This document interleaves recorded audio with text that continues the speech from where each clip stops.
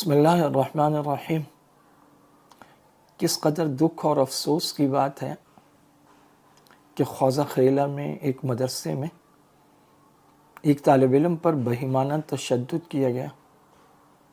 وہ مدرسے جو حقیقت میں طلبہ کا گھر ہے، کسی پٹھانی کا شعر ہے اور بڑا خوبصورت شعر ہے، ہمیں دنیا سے کیا مطلب، مدرسہ ہے وطن اپنا، مریں گے قرآن پر اوراق ہوں گے کفن اپنا۔ پٹھان مدارس کی شان ہے، اور پٹھان علاقوں میں تو ہر گلی میں مکتب اور مدرسہ ہے۔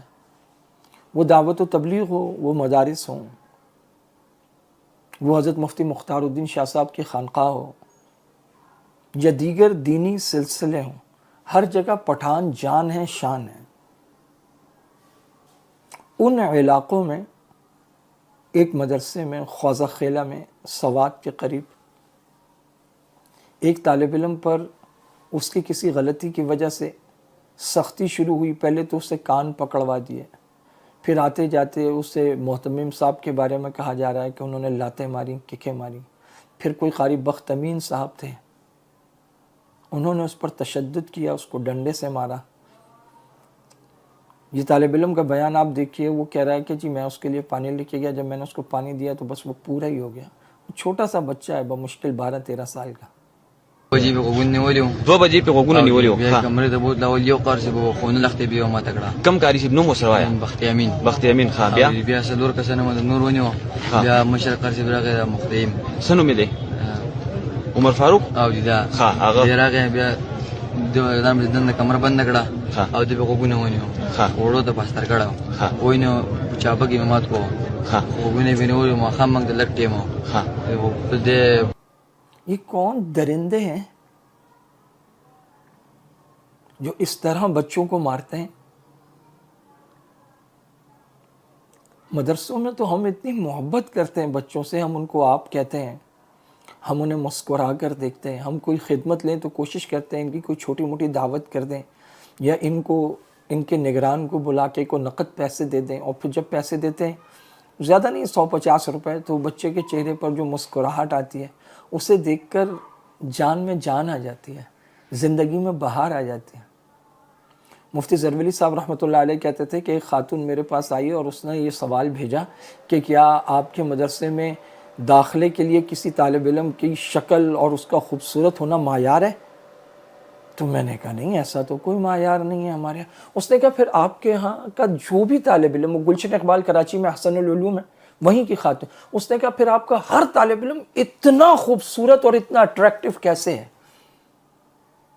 قرآن کریم پڑھنے والوں کو اللہ تعالیٰ ایک الوہی نور دیتے ہیں،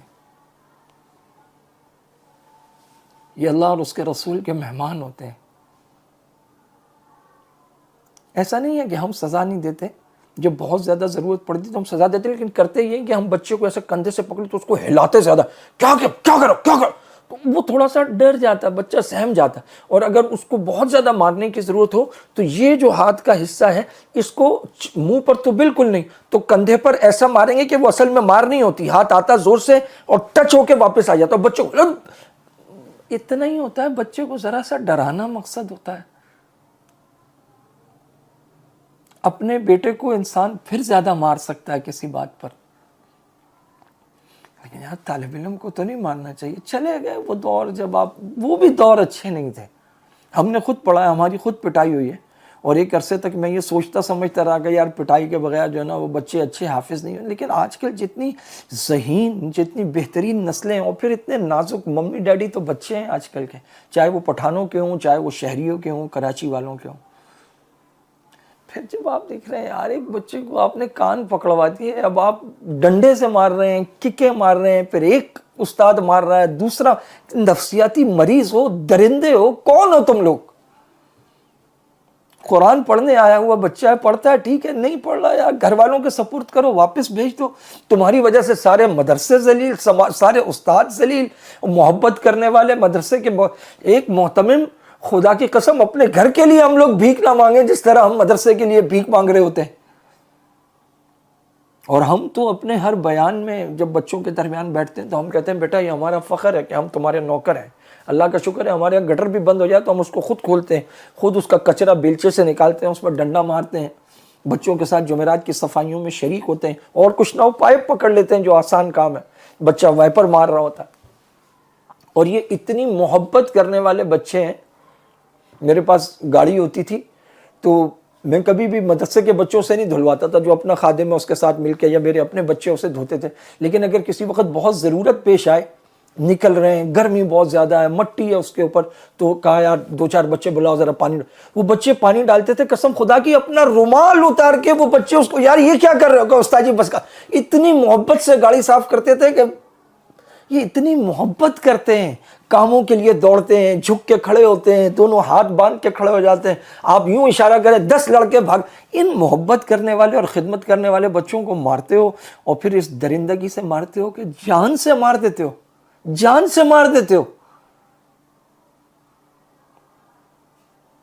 میں کیا بولوں، اپنے پیٹ سے آدمی کیا کپڑا اٹھائے. قسم خدا کی میرا دل چاہ رہا ہے میں کہوں کہ پھانسی تو ان کو سرے عام چوک کے اوپر. درندے لوگ. اور نہیں رکھنا چاہیے. جو پڑھ کر آیا جس کو آپ استاد رکھ رہے ہیں اسے ڈائریکٹ کلاس نہ دیں، اسے کسی پرانے سینئر استاذ کے ساتھ بٹھائیں، بطور اسسٹنٹ آدھی تنخواہ دیں، بطور اسسٹنٹ بٹھائیں، وہ سبقیاں اور منزل سنیں اور استاد سے اس کام کو سیکھتا رہے.